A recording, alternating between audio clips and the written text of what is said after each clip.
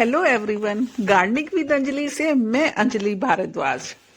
ठंड की शुरुआत हो चुकी है। ऐसे मौसम में तुलसी जी के पौधे को अब स्पेशल केयर की जरूरत है।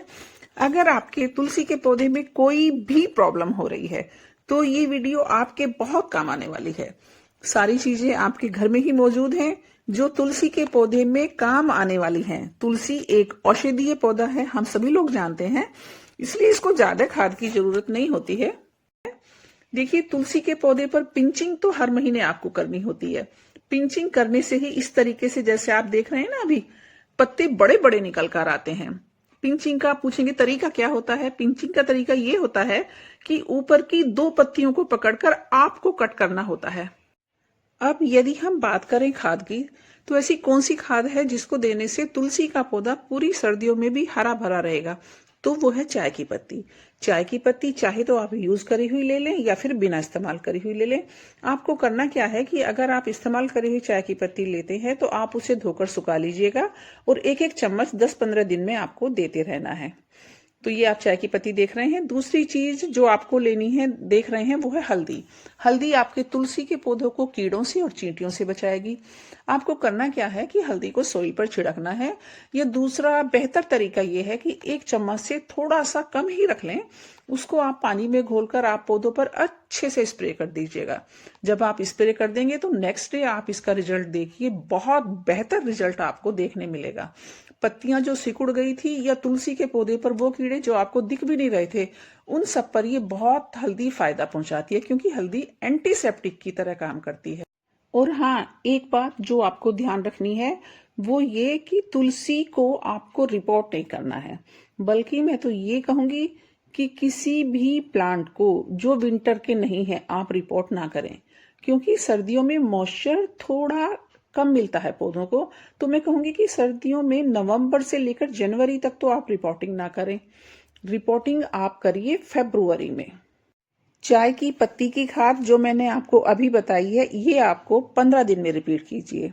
अगर आपका पौधा हेल्दी है तो आप 1 महीने में दीजिए। अब क्वेश्चन ये आता है कि आपको देना कितना है। आप 1 चम्मच दीजिए छोटे कंटेनर में अगर आपका प्लांट है। अगर कंटेनर बड़ा है तो आप मुट्ठी भर दे सकते हैं।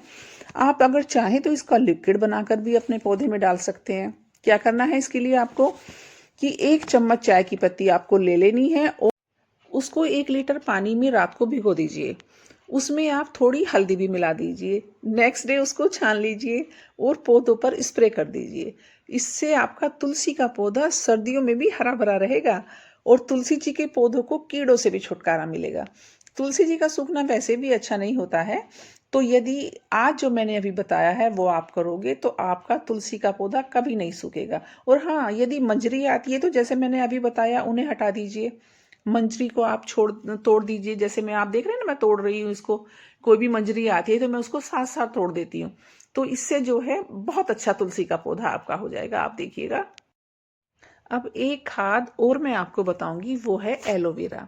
आपको करना क्या है, एलोवेरा तो तकरीबन सभी के घरों में होता है, तो आपको एलोवेरा की 5-6 पत्तियां ले लेनी है। उनको उनको पीस लेना है और छानकर स्प्रे कर दीजिए, या डायरेक्ट सोइल में भी डाल दीजिए। लेकिन मैं बोलूंगी कि आप छानकर स्प्रे कीजिए, क्योंकि छानकर स्प्रे करने से फंगस नहीं लगेगा।